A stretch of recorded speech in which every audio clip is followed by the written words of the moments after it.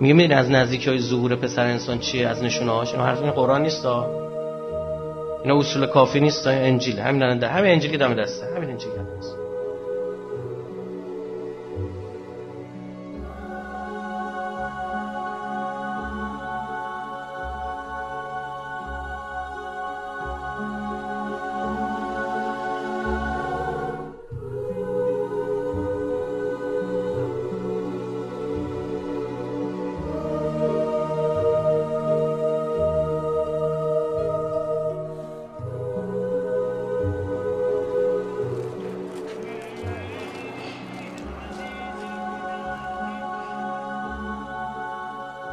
امروز از اون 100 سال قبل خیلی گرمتر، گیراتر، پرشورتر و گسترده تر این مراسم داره انجام میگیره. اینا همش معنا داره، اینا همش نشون دهنده یک حقایقی است، یک جریانی است داره پیش میره در دنیا به رهبری حسین ابن علی سلام الله علیه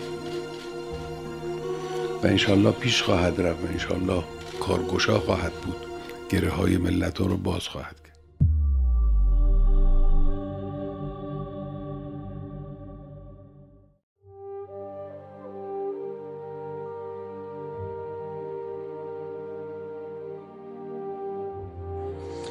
حضرت یحیی علیه السلام آمد، قربانی شد، سرش رو بریدن، در تشت طلا گذاشتن.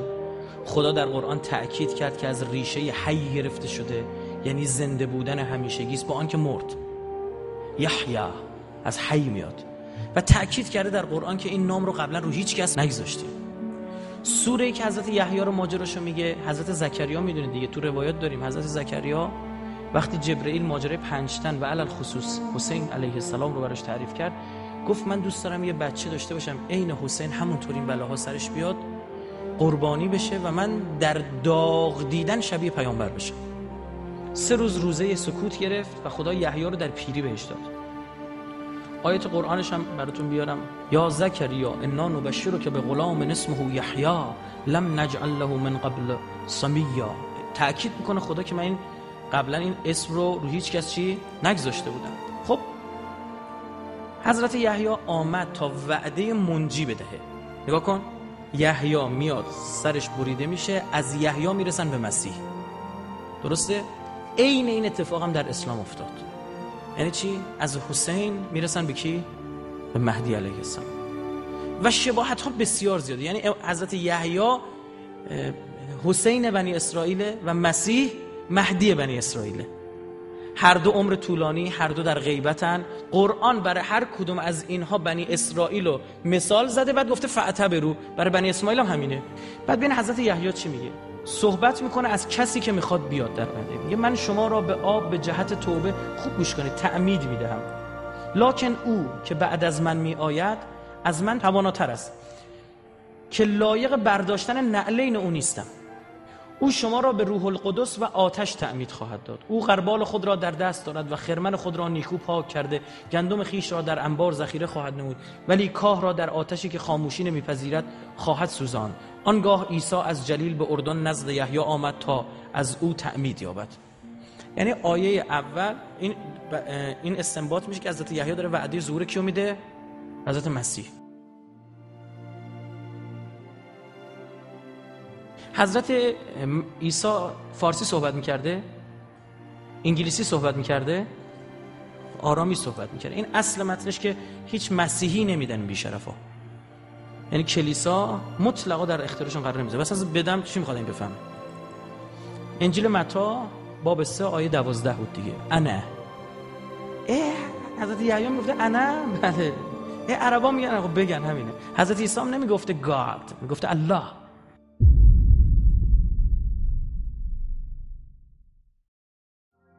En radafuli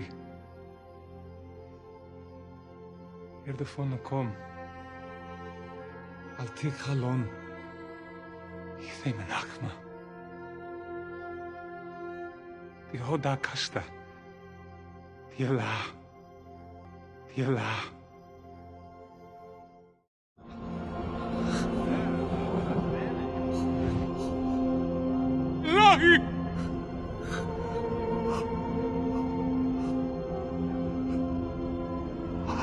الهی.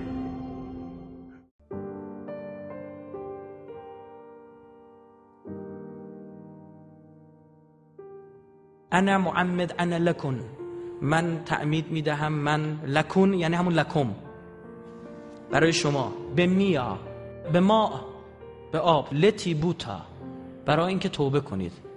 هو دین، اما او دبتری، after me، بعد از من، آتا می آید، او بعد از من می آید. اینجا اسم لو داده، اسم برده که این نامردا براشن اسمو ترجمه کردن is stronger. من برای اینکه اسمو یه بار دیگه ببینیم دو خط رو بریم ببینیم چی بود. هی جیمی ببینید، بعدش دیگه چی بود، بعدش این که شکل هی دو چشم بود خودش، ببینیم چی بود. 3 توی اینجا هم که دیدید دیگه یا و نون توی دین چجوری بود اینجا، هو دین یه نون، این هم همون چی، یا و نون.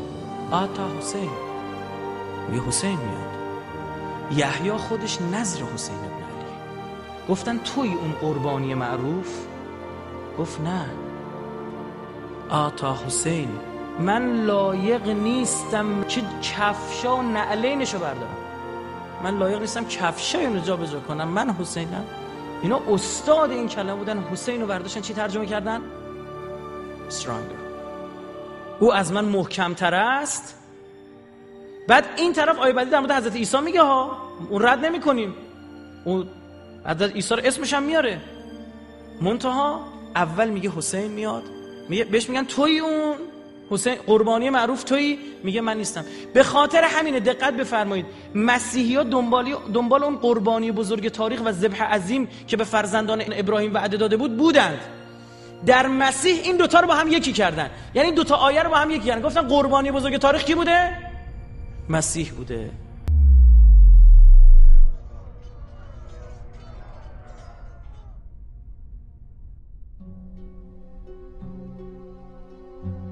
یه از نشانه‌های ظهور پسر انسان این است جمیع امت‌های زمین سینه زنی کنن، یا همه‌شون رو میکشیم سر این داغ بزرگ، همه میان وسط. جیمز هاکس قاموس کتاب مقدس رو نوشته، میگه 85 بار این پسر انسان در انجیل تکرار شده، ما هر کاری میکنیم 30 تاش به عیسی میخوره، 50 تا دیگه‌ش یکی دیگه است. آل زیاد، آل مروان، بنی امیتن قاطبه، از فرزندان هم دیدن، میگن چه عجب بعیدی نیست. 6-7 سال پیش به من و شما میگفتن اینجوری سر میخوان ببرن، چی میگفتیم آقای حرفش، اینا رو گنده نکردن، عاشورا میگن سر بریدن، ال کردن، ول کردن. واقعیه. ببین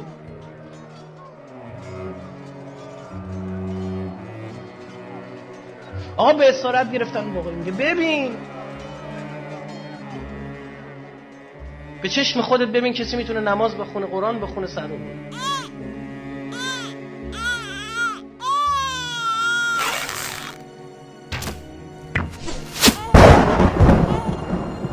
از بچه کوچیک نگذره.